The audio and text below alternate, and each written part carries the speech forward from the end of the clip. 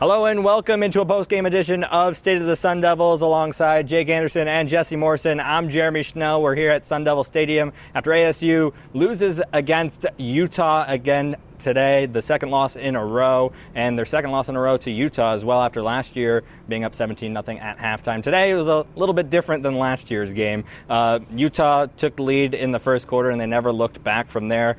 Shaun Aguano's first game as the head coach here at Arizona State.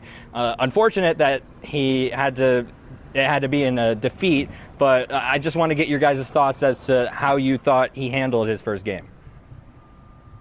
Yeah, so it's actually their third loss in a row if we're going back to Oklahoma State, so 3 losses in a row. But I mean, it wasn't so much the glaring aspect of, like, we expected them to lose this game, right? We didn't think ASU was going to come out and upset Utah. We thought maybe there could have been a chance with a new coach, and we've seen how schools have rebounded when there's a change at the top, but they just got completely outmatched, completely outcoached, completely outplayed. I mean, there was really, at no point of the game did we really think ASU was in this ball game. Maybe when Tamarcus Davis had his interception and they had some momentum going, but I mean, Utah just flat out showed why they are the defending Pac-12 champions and why they are ranked 13th, and they might move up after this weekend's poll. Yeah, and only one loss this season for Utah, and that can help propel them into a Pac-12 championship game and maybe even the college football playoff. One-loss teams do get into the college football playoff. Jesse, again, I just wanted to ask you about Shaun Aguano's first game. Yeah, it was a decent performance given the circumstances, I think. I thought they played a little bit better than they did last week. I'll get more nitpicky into what I think they should change going forward, later on in the podcast. But, I think that I liked the locking arms heading out of the tunnel. That was something that they did. I thought there were some bad penalties, but not as much as we've seen. So it definitely looked like they cared a little bit more tonight, which I thought was cool. But as far as like a game as a whole, it was like a tiny little increase from how they played against Eastern Michigan. Yeah, and I thought the run defense was a little better today, even though they did get outrun today on the ground pretty handily. Utah was great on in the run defense. We'll talk about that a little later in the podcast when it comes to Valladay and Ngata. But I just want to get your guys' take on what you saw from Emory Jones today. He was a little, from what I saw, I thought he was a little inaccurate. He threw behind his receivers again today.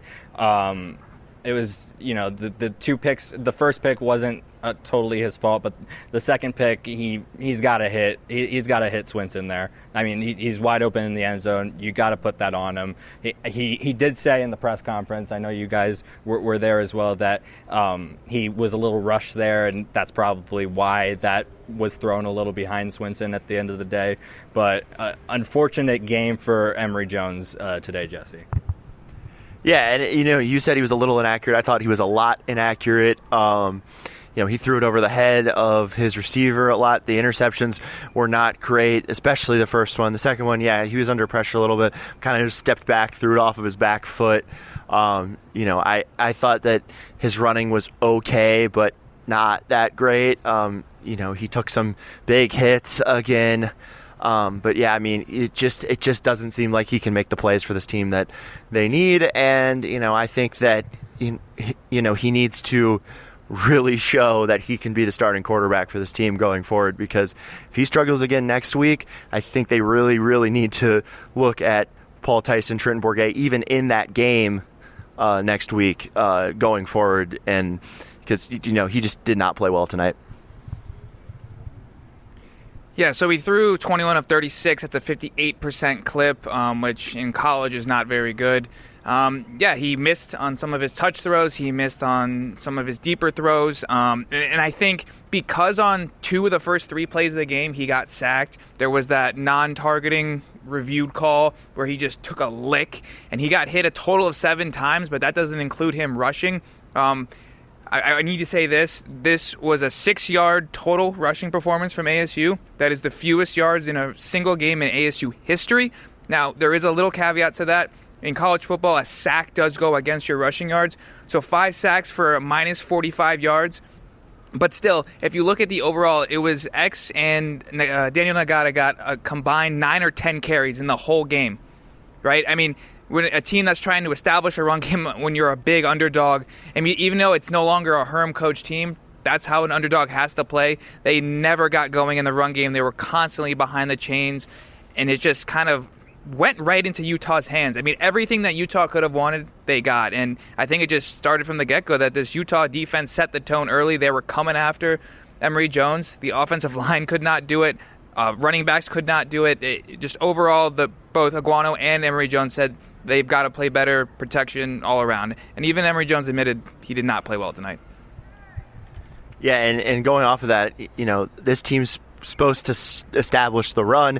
That's what we want to see. They came out 3 straight passes to start the game, which puzzled me a little bit. And then going back to Emory Jones, it just seems like a lot of times when he doesn't have his first read there, he'll just kind of hang in the pocket too long. And I think with a kind of suspect offensive line at the moment, that ends up leading to the sacks. And so while I think that it's mostly on the offensive line, it is a little bit on Emory. So I think that's something that he needs to clean up moving forward as well.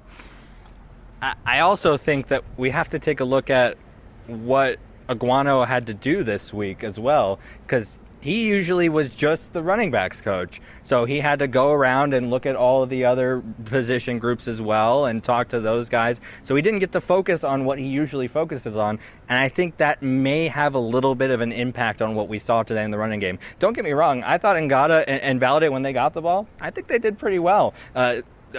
We talked earlier in the week to the Utah Utes beat writer over at their Rivals site, and he was telling us that if ASU was able to get to the edge and run on the outside, I mean, that is a weakness of Utah, and we didn't really see that too much today. There was one run that Valadie was able to break off for 10 to 15 yards, I think, but that was about it in the running game, and it forced ASU to, continue to try and find open receivers. And when Emory got out of the pocket, he would try and get those throws on the sideline as well, that where players would have to get their feet in bounds. And there was a couple times where it was either over the receiver's head or the receiver couldn't quite get their feet down. So that happened as well. It was just a perfect storm of things happening to where Emory did say he didn't play well, but there were also other things involved in that.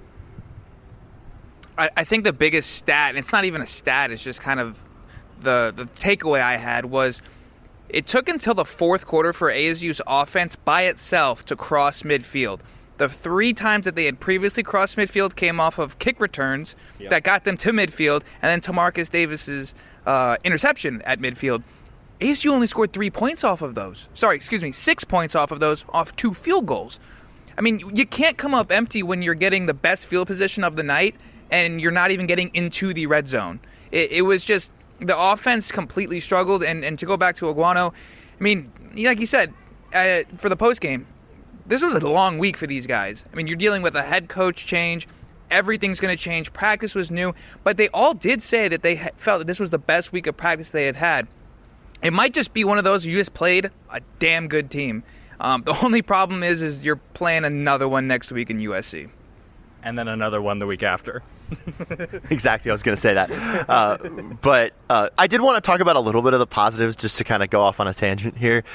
Carter Brown has a boot. That kid looks like Sundays to me. Like he's going to be in an NFL uniform. Like he's missed 1 kick so far this year, and his kicks tonight weren't short ones. So I just want to point out how good he is. Hope we can get him on the pod soon, because he seems like someone that would be great to talk to. But yeah, that was a positive. And then I did want to say, and I think I kind of touched on this earlier, defense played a little bit better. They needed to get off the field on 3rd down, but as far as just compared to last week, they weren't just absolutely gashed by a far, less superior opponent. Like last week, they played better against the number 13 team in the country as far as the run defense goes than they did against Eastern Michigan. So that's a positive to me. I don't know. I don't know if this team's going to win another game, but that's a positive.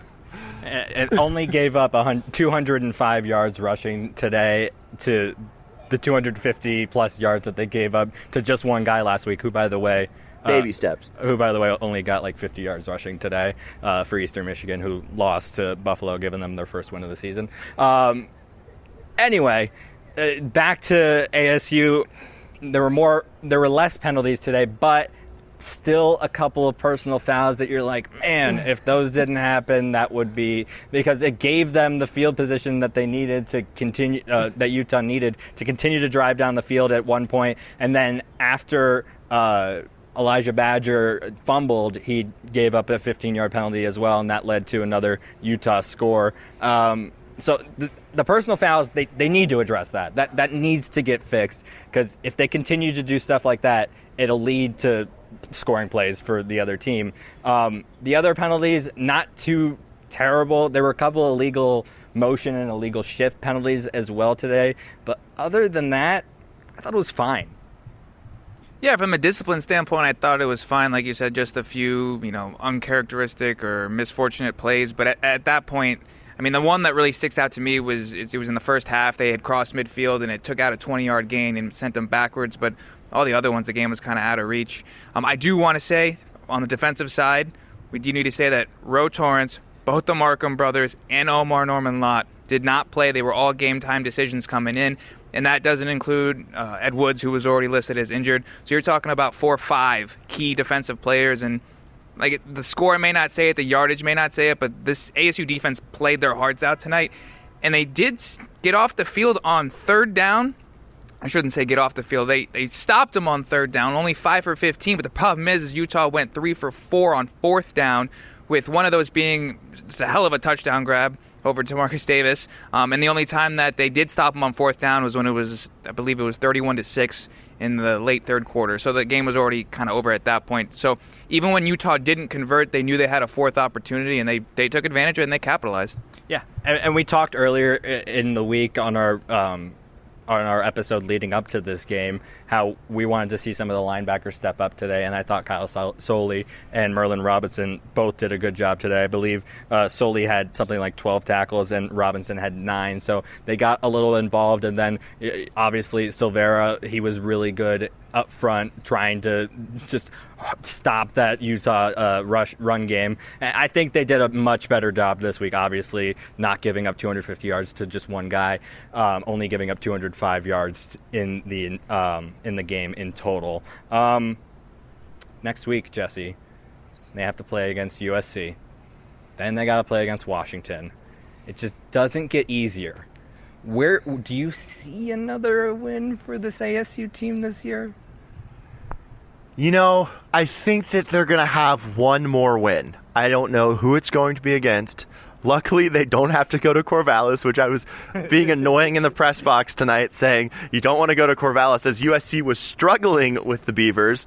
But luckily, they don't. The 2014 ASU team will tell you that as well. Yeah, a lot of ASU teams will tell you that you don't want to go to Corvallis. Corvallis, not a good place, no matter what time of year you go, apparently, according to USC tonight. It's either going to be Oregon State or Colorado. One of those two. I think they'll get a win, but I think we're looking at 2-10. Also, the U of A game, possibly. U of A does not look good right now after that San Diego State victory. And yeah, I will say U of A also, because that's the game that everyone's going to have the most heart for. What is your thoughts on this topic, Jake? Well, I should mention that USC did win. They did pull it out. So a victory is a victory when we were looking at the standings. And then ASU, it's looking like Colorado and U of A. I mean, those are the only ones you can really look at and say this team has a chance to win those games. Obviously, U of A losing to Cal today. But it's one of those where we heard them talk about it. You're going to have to take everything one day at a time, 1 week at a time. Because if you look at it and go, hey, when are we going to win our next game? It's almost like, why do you even show up? So they're football players. Some of them are going to be professionals. They're going to know what to do. It's just, this is the team that we were unsure about coming in, and I think our biggest fears of what this team is becoming a reality now, and that we don't know if they're going to reach that 4 mark. And I'll admit it, I was wrong. They're not as good as I thought they were. But, hey, who knows? Maybe Aguano can do something in the next couple of weeks after this gauntlet, they can maybe start competing against the lesser teams in the pack, because right now they're playing the cream of the crop. Speaking of the cream of the crop, Jeremy did say that USC is going to lose next week. I'm going to die on this hill. This is how we're going to end this episode this week. ASU pulls off the upset next week against Williams and USC. I think they storm in to Southern California and beat them at the Coliseum, Jesse. I'm telling you. I think it happens next week. I think they're going to get all the adjustments in this week that they need to. And you know, ASU always wins a game that they're not supposed to. I think this is just the perfect storm. Next week is it. It's the week, Jesse. If ASU beats USC next week, I will jump into a pool. I don't know what pool. Someone's going to have to find me one with all of my clothes on. That'll do it for this edition of State of the lunch. You still owe us. Yeah, I'll do that, but I will hold on. I need to talk about that real quick because Jake said that he needs to add guac to his. He said he needs to add guac to his meal. I never agreed to add a limit on. He's putting a budget on it, and it's $10. I never said that I was going to. It doesn't have to be $10, but I never said I was going to do any add-ons here. Yeah, that's enough. All right, that'll do it for this edition of State of the Sun Devils. ASU falls to Utah today, 34-13. Next week they have USC, and then the week after, right back here against Washington. Make sure to follow us on Twitter at AZ Sports Devils, and then over on ArizonaSports.com, you can check out Jake's articles and always. Pre-game and post-game, Jeff Munn. He always shouts us out. We'll shout him out as well. Thank you, Jeff. We'll see you on Monday, and we'll talk to you, everyone, next week.